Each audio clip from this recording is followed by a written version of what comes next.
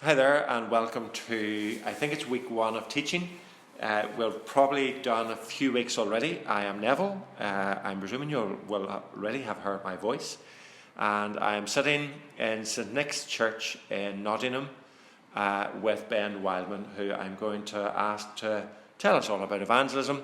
Once we hear this talk, we'll not need to know anything else. We're in a room that you may hear buses, sirens and all sorts in the background because the main road is just outside. So please excuse that, but just so that you don't get distracted by any other noises that happen. But hello, Ben. I know. They're probably going to get distracted by the Geordie accent. That's the biggest distraction. Well, I was thinking they're going to have to be hit with a Northern Irish and a Geordie accent. So you're going to need 2 translators. Yeah, exactly. Ben, who are you? Where are you from? Where do you live now? And what are you doing? So I'm from Newcastle. I'm 26 years old and currently live in North London. I'm studying at a Bible college, studying theology and crossing culture. And I've been down there for, it's been about 6 months. So I'm in my 2nd year down there. So, yeah. Football team? Support Newcastle United, have to. Do you think I've ever met a supporter of Newcastle United? So you're doing theology? Yeah. Does that mean that you're really clever and that you know all about evangelism? No, when you said that introduction was just like, no. I think for me it's just I can only pass on what's happened to me, and I can only share what's been real to me. And going to college is comes with frustrations, but it's good as well to spend time in the Bible and to try and be best equipped as possible for what God's called us to do. But by no means do I know everything. No. Okay. No. We might get you to sing a little later on because I know that you love Westlife, and some of the people in the age profile reunion will also love Westlife. Some people will also hear Westlife be turned off immediately, so don't judge us for Westlife. Okay. Ben, people doing reunion, I think some will be maybe a little bit petrified by the very thought of evangelism. Others will be thinking, I don't really know what it is. What is evangelism? To start there, or maybe that'll come up over the course of the thing. Yeah. Well, you've just dropped the E-bomb. Yeah, when people hear the E-bomb, it kind of conjures up all sorts of things, doesn't it? Evangelism and stuff, it says. For me, I guess, when I think of evangelism, it's just simply telling people, explaining who Jesus is, sharing Jesus in whatever way that is. So, for me, when I think of evangelism, it's just someone who took the time to really get to know me and share Jesus and how what he did for me, how that impacts my life, and what I have to do to respond to that as simple as possible.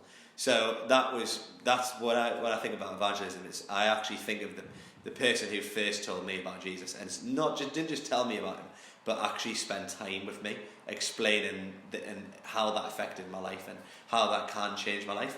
So for me, it's simply explaining who Jesus is. Yeah.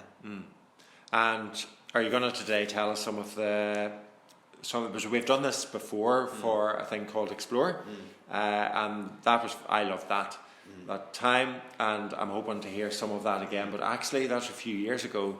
I'm also hoping you've learnt some new stuff on evangelism or new thoughts. Actually, what do you think would be good for people who are at the very beginning, at the very start of thinking about evangelism? What do you think we need to hear? I think for me, it's about you being you. So don't try and be anyone else. You being you. So the person that told me about Jesus was the most unlikely, ordinary person. So for me, it was someone who was a receptionist. I used to work in a gym, and she was overweight, and she won't mind me saying this. She's called Tracy. She was in a middle age, quite old, and it was just the most unlikely person. Sorry, did you just call middle-aged quite old? You know what I mean. She was. I can't tell you. I'm not going to say the age, but anyway, she was on reception, and she was an ordinary person, and she was being her. And she, over time, I used to work as a lifeguard then in the gym, and she, over time, would legitimately get to know me and generally care for me, and then naturally would share Jesus with me. And it became like it was an ordinary thing for her. So I would say it's just about you being more normal, being yourself, and naturally overflowing what God's done in your life to share with other people. So it's no tricks or formula or solution. It's just about you being natural, and sharing your life. And as you share your life, you get to share Jesus as well. Yeah. And I think that's a massive freeing thing, to think you can be you, make it more normal, and share something which share your life with people and be you. Don't try and be anyone else. Be who you are. So for me, Tracy she wanted me to meet in a coffee shop, and it was a bit weird, but over time she would get the Bible open with us, and she would meet us where I was. She'd connect with me through football and things like that. She was a Liverpool fan like you, and she would just get to know me and would ask me questions and would share her whole life with me. And in that, I just saw Jesus through her. And she built a level of relationship where she could literally get the Bible up with us and would share some amazing things, which literally I was like, what on earth? Tracy's coming up with all this stuff. But it wasn't Tracy speaking. It was God speaking through her. And so I would just say, God is in the business of using ordinary people. And he does supernatural things through ordinary people who do the basics and just be more normal and share their whole life and share Jesus. So that's a massive freeing thing to start with, I think. Okay.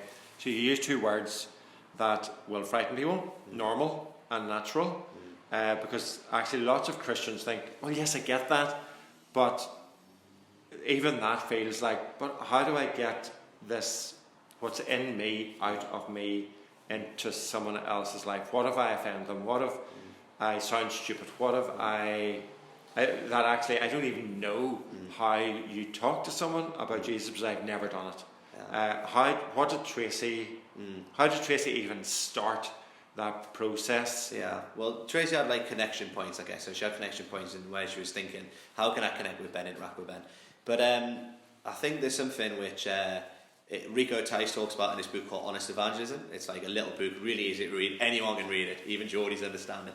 And it's like, he talks about a time where you kind of cross this kind of pain barrier, and you kind of like, you name drop Jesus or you say something, and it's like, you have chosen to get at that point where you then actually say something like, I was at church yesterday, or you pick a time where you drop something in and you say, I was reading the Bible or something. It comes to a point where you go over this point where you choose to go there, and actually that's the bit where they can respond and ask questions, but there does come a point where you kind of go across that little bit of normal, if you like, and get onto the subject of God in some way. So that's what Rico Tice talks about in Honest Evangelism. So there is a time where, you do bring something out, but I think it's like, about when you spot an opening and a connection point and going from there. So if I was going to share some good things from the Bible, Colossians chapter 4, verse 2 to 6, there's a little model there which talks about this open door. So Paul's in prison and he's praying, and he actually uses in verse 2 and 3, he talks about prayer, I think, like 3 times. So he's in prison and he says he prays for God to open a door. He doesn't pray to get set free from prison. He prays for God to open a door for the message so he may proclaim the mystery of Christ. So I think for us it's like, where are those open doors? Where are those opportunities to then speak and proclaim the mystery of Christ? So Paul then prays, he prays that he'll proclaim it clearly as he should. So it's like he starts with prayer. So all the time always starts with prayer. And that's the first little bit. And if you've been in Christian sport, they always talk about this quite a lot, about pray, play, say. So prayer is the first bit. Pray for God to open a door. And if you see an open door, then it's about you trying to proclaim the mystery of Christ. So in some way, you speak of Christ in some way, whatever that is, a natural way. When you get on to the next bit in verse 5, Paul talks about being wise in the way you act towards outsiders and make the most of every opportunity. And I think that was what Tracy did with me. She said that she was a Christian, and then I was able to watch her like the whole time. I was watching her because I was like, you're a Christian, I'm going to watch you all the time. And then she made the most of her opportunity. So when I signed out, she would always say something and be like, okay, well, when are we next meeting? And she would remind us that she said from the last one. So she'd make the most of every opportunity. So that's the play bit. So she would make it natural and normal. So it would be in the rhythms of life and stuff. And it would be attractive because I would be like, this is not weird. This is actually a normal conversation. And then obviously you got the say bit. And in Paul, he says in verse 6, says, let your conversation always be full of salt, seasoned with salt, full of grace. And that I could see that in Tracy, that her conversation was always in some way a little bit salty. So it kicked sometimes, and it was like, whoa, what's that? And it was tasty, the things she was saying, and I wanted to come back because when she was sharing God's word, we've got to trust God's words enough. And it was so tasty, I wanted to know more, wanted to taste more and more. So when Paul says that, it's like make the most of every opportunity.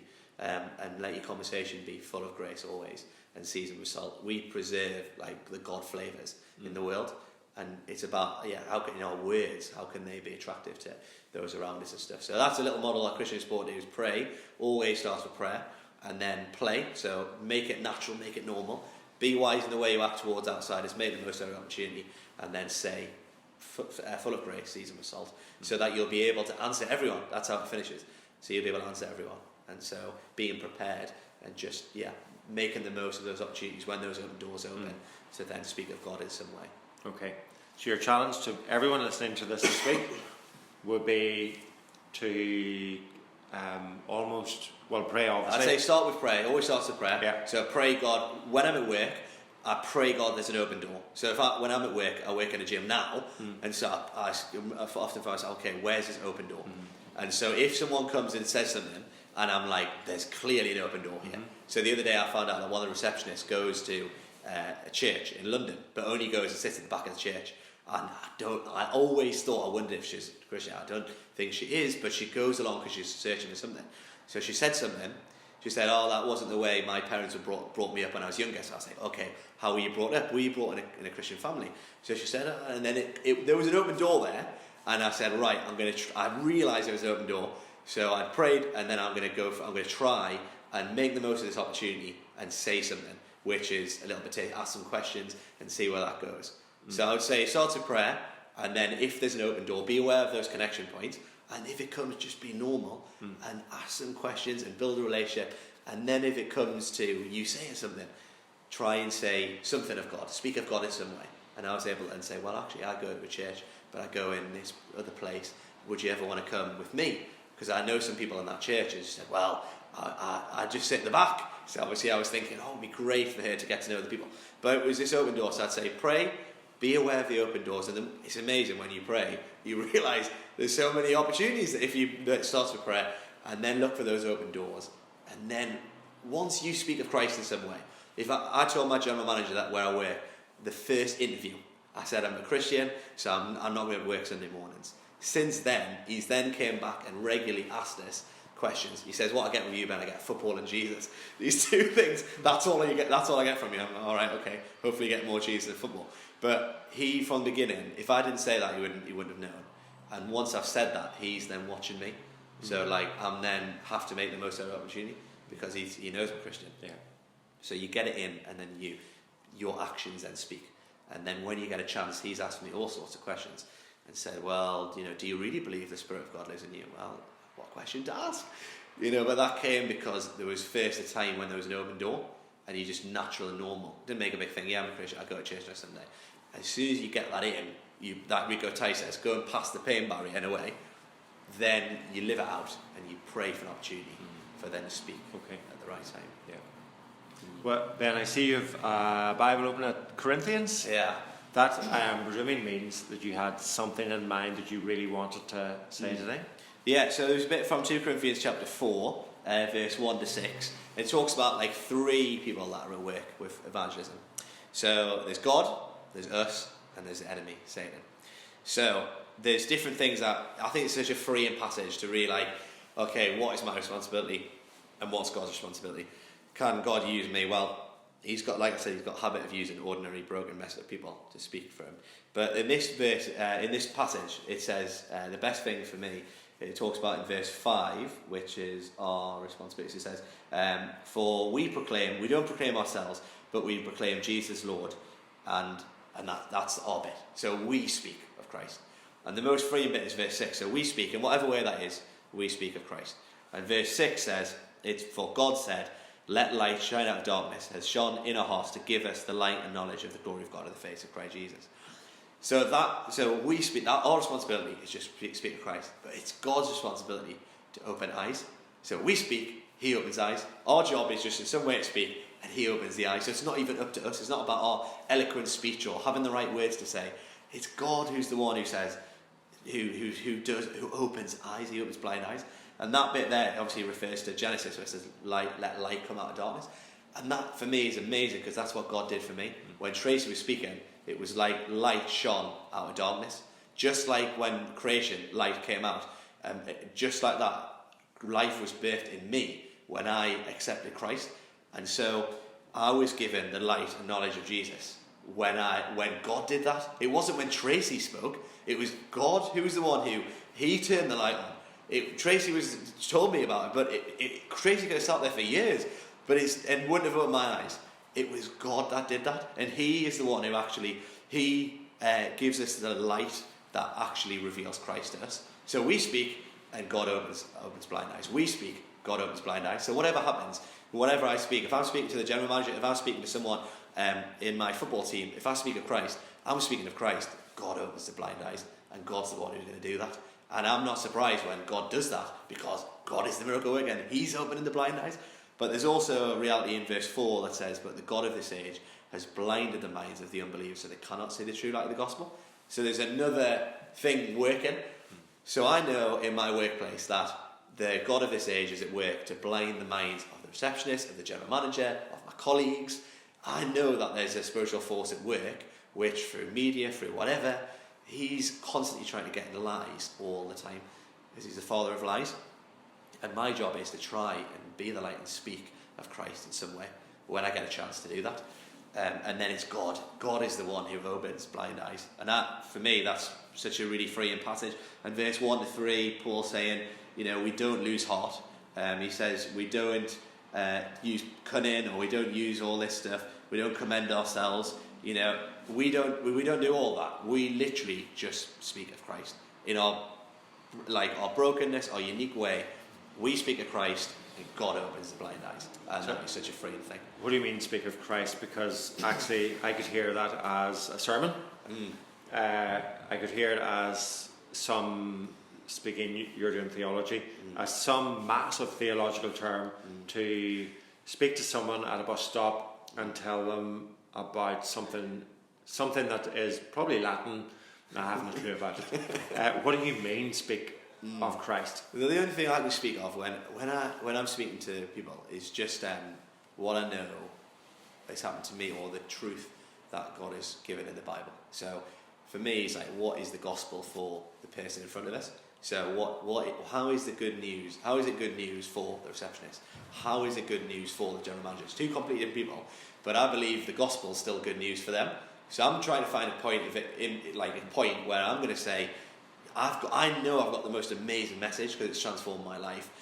How do you find those points and then share something which they see Christ as attractive and want to know more about that? So for me, it's like, I've not got these big theological. Sometimes I might, if someone wants to have an intellectual conversation, I might. I mean, that rarely happens. But if you do, fair enough. But if it's just normal people, I think I spend a lot more time getting to know them. And like Paul says in his, I think 1 Thessalonians chapter 2, he says he was only there for a month in one place, and he says that he shared his whole life as well as the gospel, and that was his method. He went somewhere new, 1 month, and there was a new church. And what was his model? It was he shared his whole life with them and shared the gospel. It wasn't just the gospel. It wasn't a hit and run thing.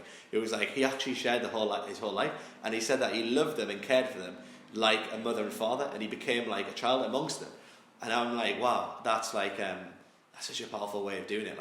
Share your whole life with them, actually show that you're real, genuine, make the most of the opportunity, and see how you can learn from them and speak of Christ in some way. So it may just be, maybe something that it may be a personal testimony to me. This is what God's done in my life, or it may just be just in my actions. In some way, I've not got a sermon. I would speak it for 20 minutes. I'd probably say the best things that I've had is the questions that you question and ask some things, just like Jesus did with the constant people he went around with. He asked questions which unlock things, and when somebody's asked questions, then actually that does it as much as you speaking. So I wouldn't say it's not just about just preaching, because that does happen when you preach and hear God's word. Yes, the light shines in your heart, but it's also in every single person to do this. So one of my favourite strap lines is everyone ministers, everyone matters. So everyone matters, everyone ministers. So everyone matters to God. Every single person matters, but everyone ministers, and every single person can speak of Christ in some way. Everyone. It's not just people who are ordained. The Bible says in Psalm 139, all our days are ordained. So everyone can speak of God, what God's done in their life, and speak of God on behalf of God. So that's what, So, makes me passionate about it. So you mentioned Jesus, which is really good. So you said Jesus asked questions for you. Was there anything else that you can see in Jesus as our model? Yeah. That actually we just copy him. What else? Well, I mean, Jesus a lot of the time he didn't say, come on Sunday, I'm going to give you a whopper 90-minute sermon. Like, come on. He just went, and as he went through life, he stopped and met people. And even though there was massive crowds of people, he would stop for the one. He'd stop for the person in front of him. And you see him constantly withdrawing with God, his Father. He'd spend time with God, so he stopped for the one. He'd stop for God, his Father, and then he'd stop for the one in front of him.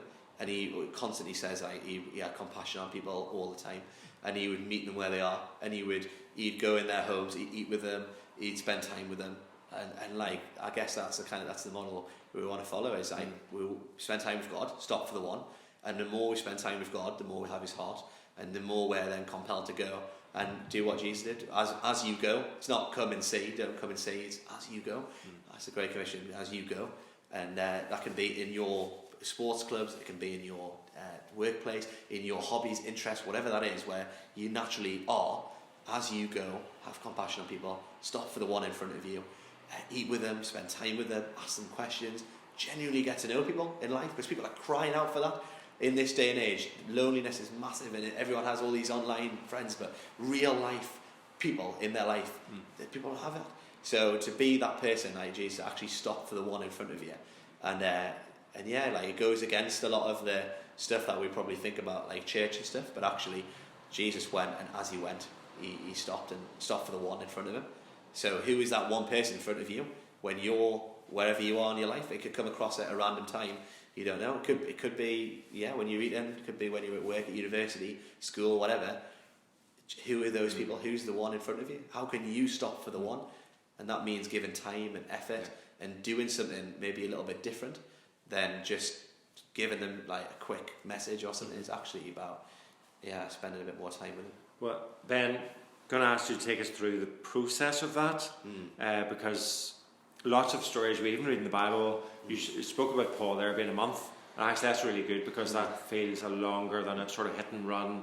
I think people are petrified they think of evangelism as hit and run, and actually you're talking in a very relational way.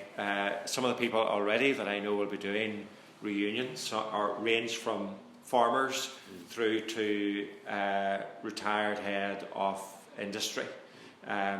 So a massive range of people. Your thing, sports, and that's what you're really passionate about, sports. And I know that you've used football in particular as a way of beginning to engage with people on common ground with them in order to pursue really what would boil down to evangelism. Can you take me through any instance where actually you've seen the whole thing, evangelism work through a whole process of everything from almost first contact through to whenever what were you doing? Yeah. Well, I think there was a quote I like, which is evangelism is caught, not taught. So it's something that what you do, it's caught. So it's not you can listen to all the things in the world, read a book, as many books as you want, but it's a process. And I think one of the most freeing things is that God is always at work. He's the one who's at work. And sometimes if you have a conversation with someone, you've got no idea the other workers that are in the harvest field, and therefore pressure's not on me. But for me, like you said, for sport is the thing that I find is a point of connection. So I started playing football on a Tuesday night with some guys.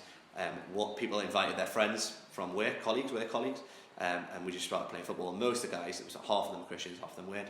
And then I formed a church football team, and then guys started joining that. And on that football team, we'd pray before matches, and we'd have a talk in the changing room. And then people would share their story. And at the start, it started really light, and then it would move on as we got a good relationship with them. And then recently we had a guy who did Alpha, and then he became a Christian, and a few others. They're all in this kind of journey.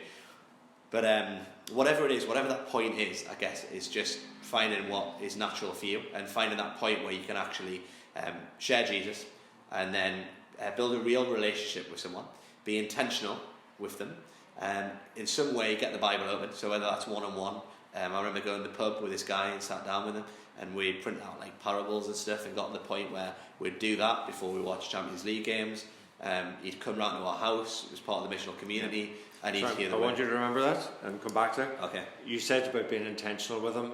How on earth did you get a conversation where it ended up by saying, well, let's print off some bits of the Bible and let's talk about it? How did you even get that was like, this happened over 3 years, so it's like happened over a long time. So I guess the first bit is just genuinely take interest in the guy. So when he's coming on Tuesday night, is generally ask him, like, and even that's countercultural. Even that in itself, for a man to literally, when you play football on Tuesday night, to be like, genuinely, I actually care about you. I want to know about your life. And then as I started sharing about my life, even that was like, he was then, oh, hang on, this is, you're setting the agenda a little bit. And then he was able to say, well, actually, yeah, this is going on in my life. And as time went on, I was sharing about mine, and I got like quite personal about some of the stuff that I was like struggling with, for example, and said, well, I've got this relationship problem. And he was saying, well, you know, and then after time, we built this relationship of trust, and over time, then that would able to, then he then joined the team, and then we'd end up going for a drink together, and in one of them, I ended up saying, look, can I share this with it? And then it turned out that his dad had been in prison, and all this stuff came out, and as time went on, it just became like it was a personal relationship. And then I was intentionally praying and trying to think, okay, who can I introduce this person to? And as time went on, there was little bits, as weeks and weeks went on, months went on, then he ended up then getting to the point of then wanting to read bits of the Bible like that before a Champions League game, and then he did Alpha and stuff. So this is like a long process, but it wasn't just me, it was obviously a group of people as well, and that was football. So that was just a natural thing, and just being countercultural in some ways, and just genuinely showing genuine care and speaking to them, and genuinely building a relationship with them. Because once you build a relationship with someone, then you have a bit more, like, that's a relationship of trust. I guess it's hard when you've got, I know people who I play golf with this guy, and I really like him, and he knows I'm Christian, and he jokes all that, but the longer it is I've known him, the harder it is actually to then actually speak seriously. So in a little bit, the guy who I first met was a bit easier in a way. So if that makes sense. So saying that, just being intentionally praying, intentionally thinking about, what can I invite this person? How can I ask him certain questions? And then build a relationship with him, try and open the Bible with him, and go on a journey with him. That was the other thing. It's like realising that this is a bit of a process, and it's not just me on that journey. There's other people that can help him on his journey, and he's going to get baptised in a few weeks' time here in this very church. And he's going to say there's a number of people who are doing that, and I just think it's great to do a mission with other people as well by yourself. Brilliant. Yeah. Well, as we come to a close, anything else that I maybe haven't asked about that you really want to say about evangelism, or give us a good close? I want to finish with my favourite bit of the Bible. So it's 2 Corinthians chapter 5, verse 14 to 21, and it's talking about the ministry of reconciliation. So it's about that once you have your relationship restored with God, you have a relationship with God, you're then qualified to then go and share and be God's ambassador. So in 2 Corinthians chapter 5, it talks about how God has reconciled the world to himself through Christ. So we were once enemies, and now we're friends with God. We have a relationship restored with God. Once you have that, then you can then be an ambassador on Christ's behalf to speak of God. You're Christ's ambassador. So that's the criteria. So if you're like, oh, I'm not qualified to speak of Christ, well, if you have a relationship with God, then you are a minister of reconciliation. You're then able to go and be sent. And there's a few C's that I like in this passage. So it talks about verse 14, for Christ's love compels us. So for me, it's like, it's not about being obligated, it's about being motivated. That is our motivation. If you have your motivation, I need to tell people whatever. If your motivation is love, for Christ's love compels you, that is the best motivation to have. You go because of love. As he loves you, you go. And you can't help but go. You have to go because you're irresistibly forced. Through love, you're compelled. So because Christ's love compels us, you go. And then it says, because we are convinced that Christ died for all, and therefore all died. So I'm convinced that he died for me, and I'm convinced that he died for the whole world. And I go with that second C, that I'm convinced.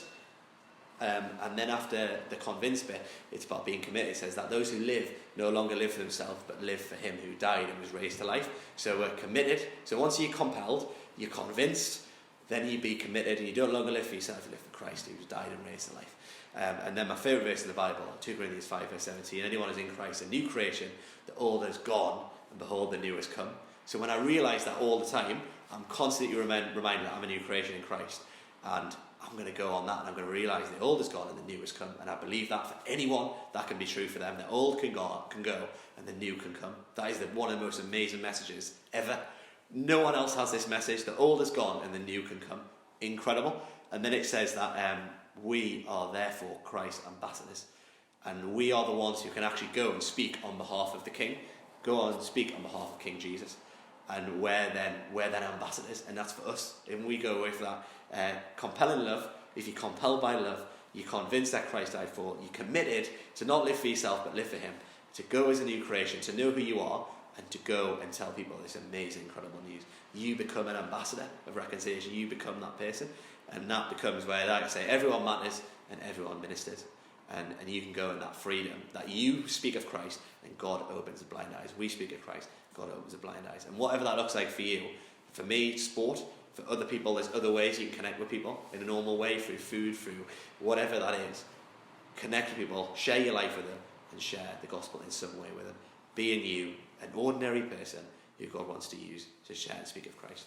So that would be my concluding little bit of encouragement to say, he uses ordinary people who haven't got it all together, who are compelled, who are convinced, who are committed, who are new creations, and go to be ambassadors to reach a broken world for Christ. Ben, that is a brilliant start. I think we'll have a lot to live up to in the rest of our reunion. I think there's so much there. I think we're going to be just overwhelmed with, he said this, and I might be coming back to you to answer some people's questions. Thank you very much for today, and hopefully we will speak to you soon. Cheers, Nav.